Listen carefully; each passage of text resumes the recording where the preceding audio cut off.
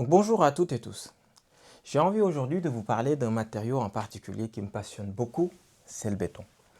Le béton, c'est un matériau de construction, comme vous le savez, qui est largement utilisé dans le monde pour la construction au sens large, bâtiments, infrastructures, etc.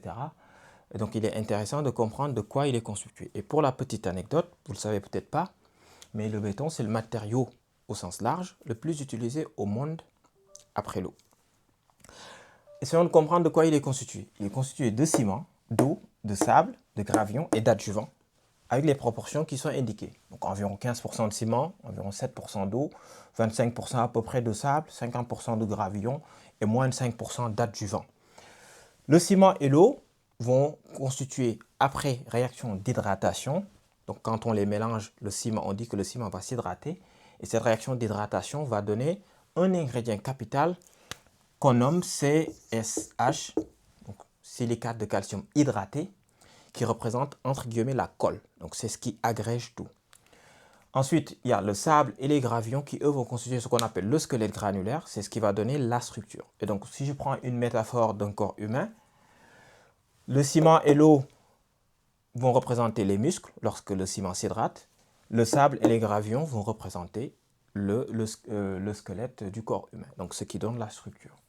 Alors, les adjuvants sont, eux, des additifs qu'on va ajouter au bon vouloir et au vu du cahier de charges.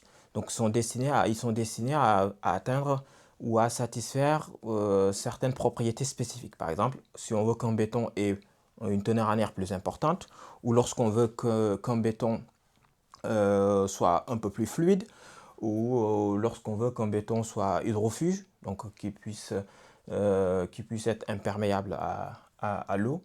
Ces propriétés-là, on sait les manipuler et les atteindre en utilisant des adjuvants spécifiques. Alors, il y a une grosse problématique sur laquelle on travaille beaucoup, c'est le ciment en particulier. Donc, le ciment, c'est un matériau fabuleux, mais son problème, c'est ses émissions de carbone. Produire un ciment émet beaucoup de carbone. Donc, globalement, produire une tonne de ciment n'émet pas loin d'une tonne de CO2, en fonction des ciments. En tout cas, pour les ciments les plus polluants. Donc, si on veut améliorer la performance environnementale d'un béton, il faut agir directement sur le ciment en le rendant beaucoup plus sobre, environnementalement parlant. Alors, comment on peut faire ça? Il y a beaucoup de moyens, il y a beaucoup de technologies. Je vais aujourd'hui en aborder une. On aura l'occasion d'en voir d'autres.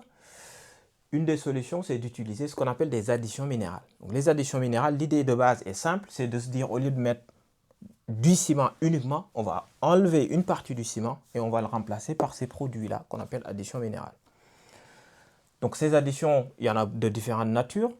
Il y a ce qu'on appelle les fumées de silice, qui sont issues du secteur de la fabrication du verre. Il y a les argiles calcinées, donc le métacorné par exemple. Il y a ce qu'on appelle les cendres volantes, donc, qui eux sont issus de l'industrie ou des centrales à charbon, ou encore des centrales biomasse, qui produisent aussi des cendres, ou les laitiers de hauts fourneaux, qui eux proviennent de l'industrie sidérurgique, donc la production d'acier. Donc ces matériaux-là ont des propriétés assez particulières, ce qu'on appelle la pouzzolanicité. Donc le caractère puzzolanique, qu'est-ce que c'est? Le caractère puzzolanique, c'est lorsqu'un matériau est capable, en présence de chaud, de développer des hydrates. Je vais expliquer. En termes simples, si un matériau, une addition A, lorsqu'elle a la possibilité de réagir avec la portlandite, il peut donner davantage de CSH. Donc c'est CSH que le ciment était le seul à être capable de produire. Ces matériaux-là peuvent le produire, mais il leur faut cette portlandite. Alors, coup de chance, entre guillemets, cette portlandite, elle est disponible dans un ciment hydraté parce que c'est un produit qui est issu de la réaction d'hydratation du ciment au même titre que les CSH. Je ne l'avais pas dit avant, alors je vous le dis maintenant.